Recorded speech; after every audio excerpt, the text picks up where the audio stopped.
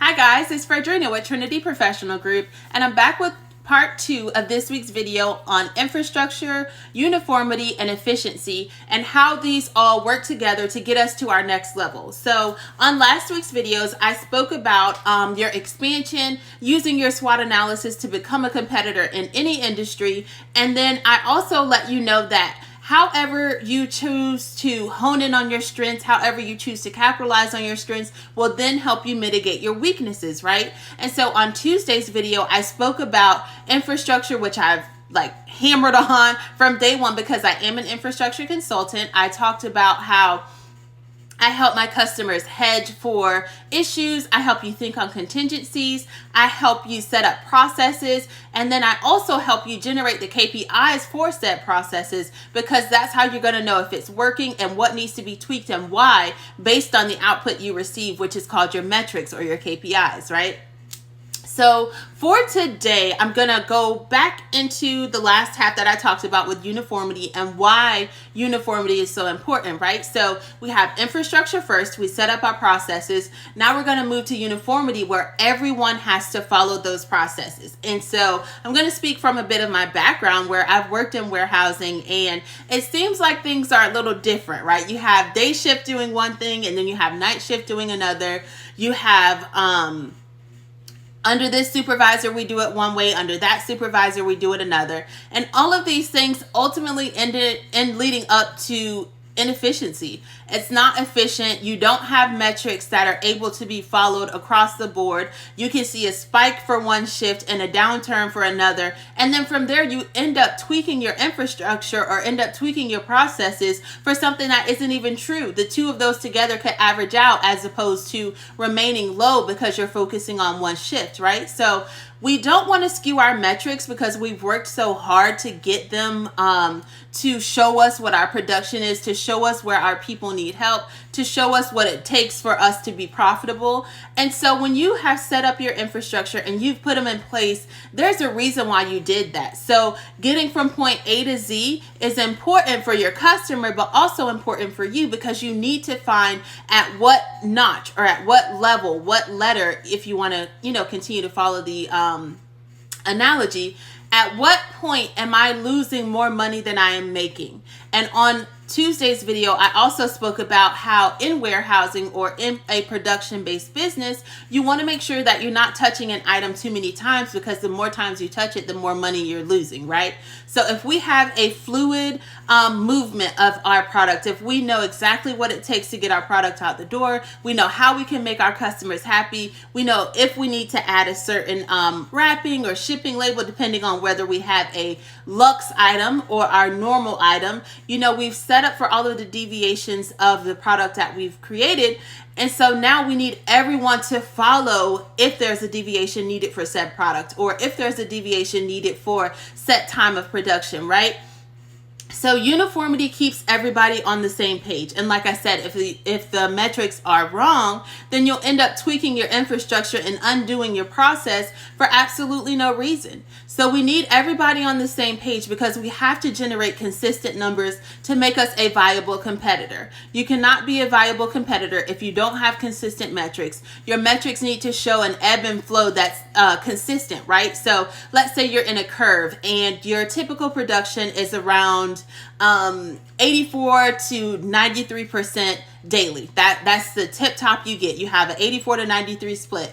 If you're down to 82, that's below your said minimum. If you're up to 97, that's above your set minimum. And we need to know what changed to get us to that 97, right? It's not bad to have outliers, but when you have outliers, you still need to be able to adjust for them and see where the change is happening. If day shift has a different way of following the process, and that process gets us to that 97 on production, we need to know what they're doing, why they chose to deviate, and then adjust that, because while it may be good on paper, they're breaking our uniformity. And in breaking our uniformity, they're breaking our infrastructure, our process, our way of doing things as a company. again, it's not always a bad thing. We're not going to stifle innovation. We're not going to stifle people from having more of an entrepreneur mindset on where they want to be ingenious and create things and help things go smoother. And they may feel like what we're doing has a bit too much red tape or it takes too long. You know, all of these things can be tweaked and fixed in order to achieve a higher metric. But at the same time, we don't want an entire shift causing us a skew where we're trying to find something to work for us. We're trying to make something work across the board, and it doesn't work because we don't have that team. That team may have had their deviation going on for months. We want them to teach the other team how to get to that 97% of production, and it's going to take time because we have to undo what they learned in the beginning. Right? So it can get so convoluted when you're going on your metrics. It can get so convoluted when it comes to this shift versus that shift. And so this is why uniformity is imperative. You need uniformity, especially in your beginning stages. I feel like with entrepreneurship, there are so many moving pieces. There's so much that we do on our own. Like I talked about last video and the videos before, we are our entire brand as entrepreneurs. Everything has to be on point. Everything has to follow a certain flow. And so oftentimes when you add in employees and you have that help, that alleviation of your work, that alleviation of your gusto then gives you a chance to kind of tweak things. And so as you add on more employees, you may see the load lighten, and as the load lightens, you may go back and tweak your infrastructure, which is fine, but you're still giving yourself time to churn out what's consistent, to churn out a turn of production where you're going to have metrics to substantiate it. And then as you continue to hire more employees or hire more people on your team, then they'll have a set way of following things that has been repetitive. It has been done over and over and over, so that uniformity won't be a stifling of sorts. It will be a reward because people know what to expect, what they have to do. And oftentimes, once you have this uniformity, you can even impose benefits packages for your employees because they know that the metric should be between, like I said, that 84 or 83 and 93.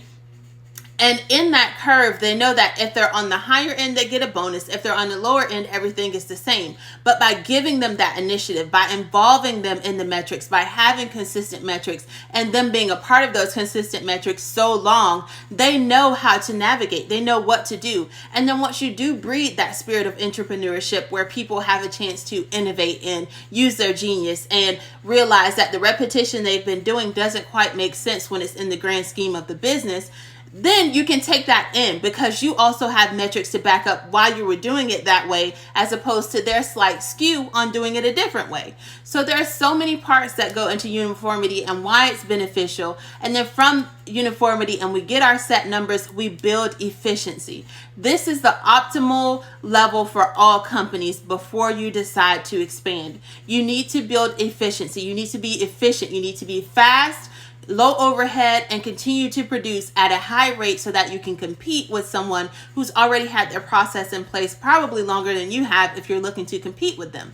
So when you are in a position to compete, when you're in a position to set yourself in a foothold based on the infrastructure and your business that you've created, you want to make sure that no pieces of your business are without a metric. If I'm going to compare myself to Amazon, I need to know how many trucks Amazon has.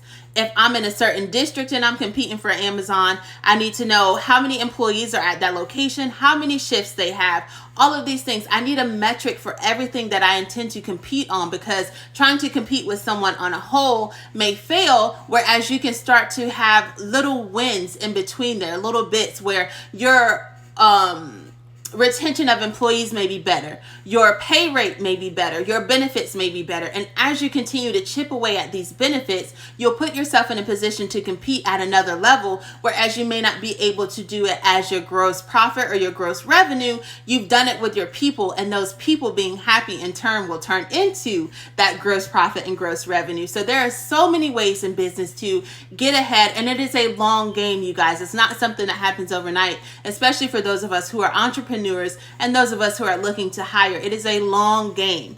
but that does not mean it's not attainable. So you have to have an infrastructure that's going to set you up for uniformity. Once you have that uniformity and the metrics from said uniformity, you're on your way to be efficient, and from efficiency, a real competitor in your industry, you guys. Again, for Adrena with Trinity Professional Group, so happy to be with you guys. Check out my book, The Conscious Leader, and follow me on all of my social medias. Have a good night. Bye, guys.